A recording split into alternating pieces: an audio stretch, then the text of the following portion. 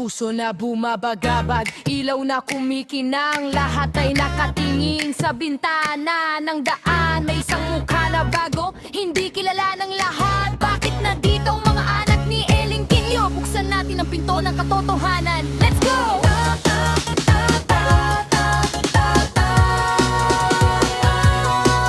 Noong unang araw niyang pumasok sa lugar na to, ang hangin ay naging lamig, lahat ay tumigil sa gawa. Sinong yan? Saan galing? Anong kanyang lihim? Ang pangalan na binanggit, anak sila ni Eling Queen. Ellie na datin, sangkot sa issue ng real life, pero siya tahimik.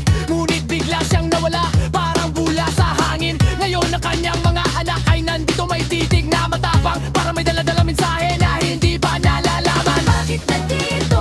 Bakit nandito sila? Ang mga anak ni Eling Queen, bakit nasa gitna natin? Bakit nandito? Bakit nandito yan? Kakalong na to ay uubong sa bawat sulok ng daan. Bakit nandito?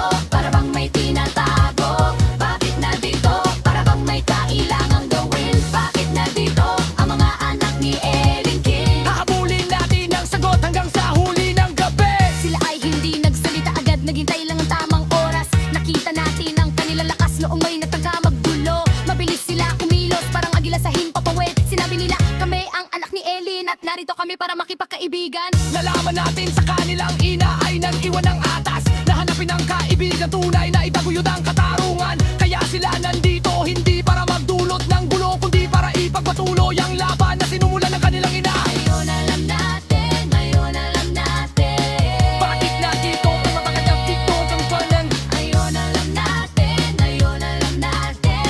Para makipagkaibigan at para maging magkakasama. Bakit nandito sila? Para ipagpatuloy ang laban ng kanilang ina. Bakit nandito sila? Para hanapin ang tunay na kaibigan. Bakit nandito ang mga anak ni Eling King? Dahil tayo ay magkakaisa. Magkakaibigan. Do, do, do, do, do, do, do, do, do, do, do. Nanam ng kaibigan. Yo,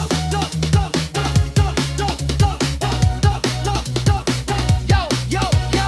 Puso ay humihinto, ngunit ang kwento ay patuloy. Ang mga anak ni Eling Queen nandito na para manatili. Kasama natin sa laban, kasama natin sa tuwa. Bakit na dito